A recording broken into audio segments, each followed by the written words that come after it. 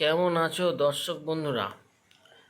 আজকে আমরা জানব টিকাকরণ ও ইমিউনাইজেশন সম্পর্কে। দেখা যাক, চলো। আচ্ছা, টিকাকরণ কি? টিকাকরণ হলো নির্দিষ্ট সংক্রামক রোগ প্রতিরোধে শরীরে টিকা প্রবেশ করানোর প্রক্রিয়া।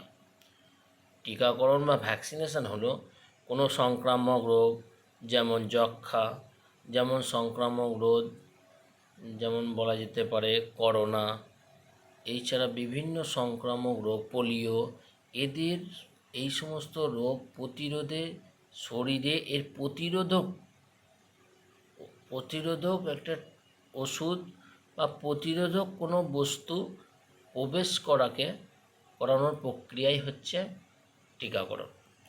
টিকাকরণ প্রকৃতপক্ষে হচ্ছে একটা জীবাণুর দুর্বল ব্যাকটেরিয়া, ভাইরাস, এদের একটা দুর্বল বা নিষ্ক্রিয় রূপ, যেটা শরীরে ঢুকিয়ে শরীরকে সেই জীবাণুর বিরুদ্ধে প্রতিরোধ গড়ে তুলতে শেখায়। এটি সম্পূর্ণভাবে নিরাপদ ও কার্যকর একটি স্বাস্থ্য রক্ষা বা রোগ প্রতিরোধ ক্ষমতা, এই রোগ প্রতিরোধের একটা উপায়। ইমিউনাইজেশন কি? ইমিউনাইজেশন বা প্রতিরোধক ক্ষমতা গঠনের প্রক্রিয়া টিকাকরণের মাধ্যমেই সম্পন্ন হয়। ইমিউনাইজেশন হচ্ছে আমাদের শরীরে যে ইমিউন সিস্টেম, যেটা লিম্ফোসাইট কোষ মানে শ্বেত রক্তকণিকা একটা প্রচণ্ড একটা ভূমিকা পালন করে। এই ইমিউন সিস্টেম যেটা আমাদের দেহের বিভিন্ন রোগ জীবাণুর বিরুদ্ধে আমাদের শরীরে যে গড়ে ওঠে বা যে আছে ইমিউন সিস্টেম, সেইটা তৈরি করা, সেই ক্ষমতা বাড়ানো বা সেই ক্ষমতাকে প্রক্রিয়াটাই হচ্ছে টিকাকরণের মাধ্যমে সম্পন্ন করার প্রক্রিয়াটাই হচ্ছে ইমিউনাইজেশন প্রক্রিয়া। এই শরীরে এটা হচ্ছে এমন প্রতিরক্ষা তৈরি হয় যাতে ভবিষ্যতে ওই জীবাণু শরীরে ঢুকলে শরীর তার নিজেই মোকাবিলা করতে পারে। এর ফলে কি হয়, পাশাপাশি সমাজের এবং ব্যক্তির এর ফলে ব্যক্তির পাশাপাশি সমাজে অন্যান্য মানুষও নিরাপদ থাকে।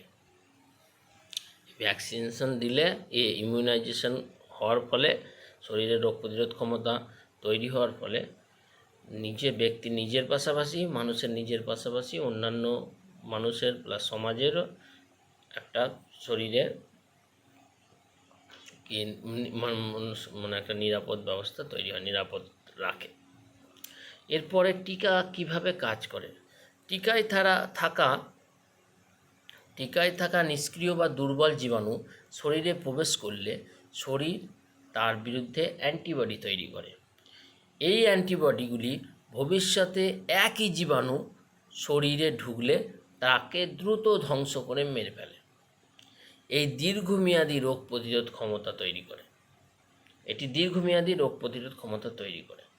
তাহলে কি হচ্ছে, যে টিকায় থাকে ভাইরাস, ব্যাকটেরিয়া, এদের কি একটা দুর্বল বা নিষ্ক্রিয় একটা নিষ্ক্রিয়, এটা মানে ভাইরাস বা ব্যাকটেরিয়া, দুর্বল জীবাণু শরীরে প্রবেশ করানো হয়। দুর্বল ভাইরাস বা ব্যাকটেরিয়াকে শরীরে প্রবেশ করানো হয়।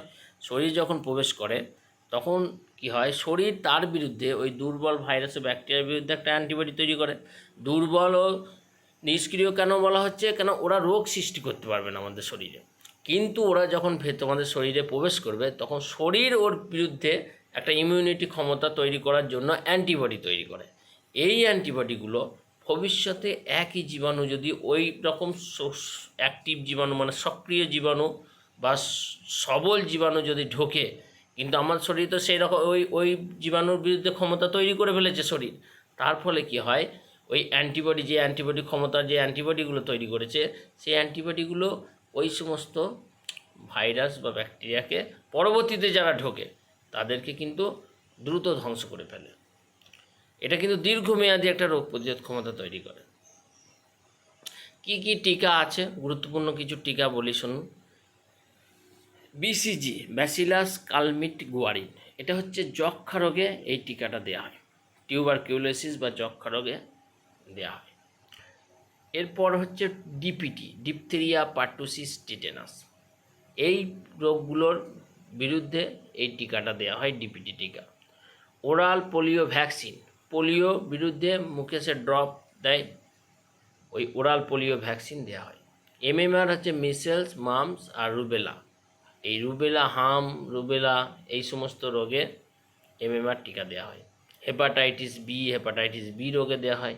রোটা ভাইরাস, পেন্টাভ্যালেন্ট, এই সমস্ত টিকা বিভিন্ন ডায়রিয়া, ডিপিটি এই সমস্ত রোগে দেওয়া হয়। এইবার আসছি জাতীয় টিকাকরণ কর্মসূচি, ইউনিভার্সাল ইমিউনাইজেশন প্রোগ্রাম। এটা 1985 সালে ভারত সরকার চালু করে। জন্ম থেকে 5 বছর বয়সী শিশু ও গর্ভবতী মহিলাদের নির্দিষ্ট টিকা যেন দেওয়া হয়, এই প্রোগ্রামে কিন্তু প্রচার করা হয়। সরকার বিনামূল্যে কিন্তু এই সমস্ত গর্ভবতী মহিলা ও শিশুদের টিকা দেওয়ার জন্য এই সমস্ত টিকা সরবরাহ করে বিনামূল্যে। প্রতিটি রাজ্য জেলা সরকারি স্বাস্থ্যকেন্দ্রে এই কর্মসূচি পরিচালিত হয়।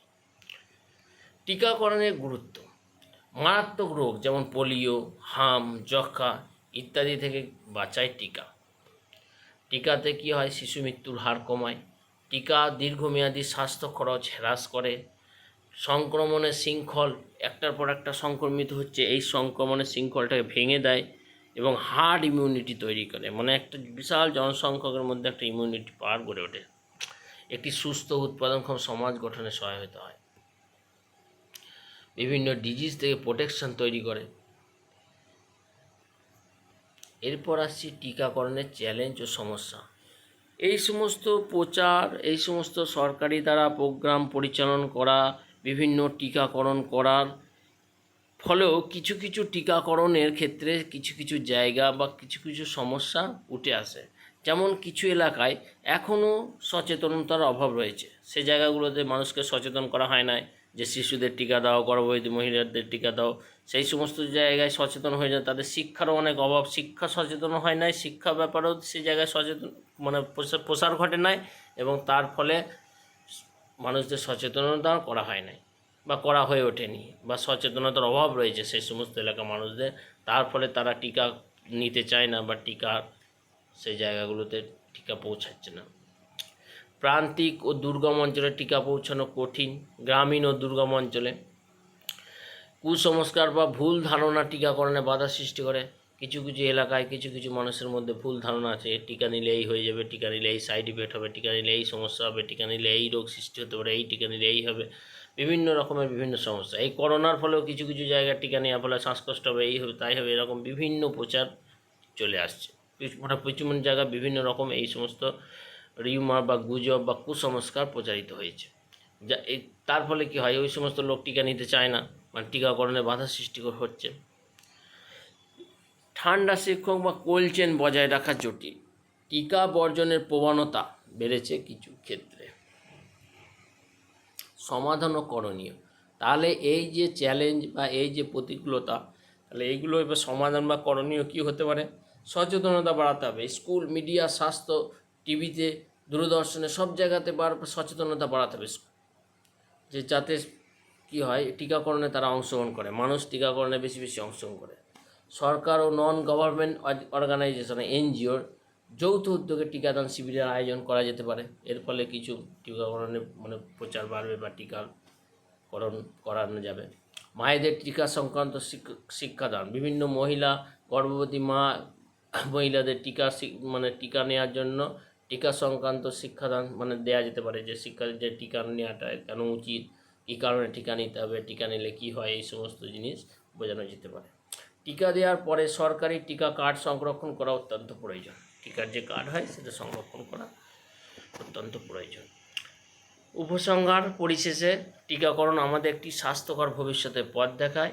এটি শুধুমাত্র একজন ব্যক্তির নয়, গোটা সমাজের সুরক্ষা নিশ্চিত করে। তাই সবার উচিত নির্দিষ্ট সময়ে টিকা নেওয়া এবং অন্যদের উৎসাহিত করা। ধন্যবাদ।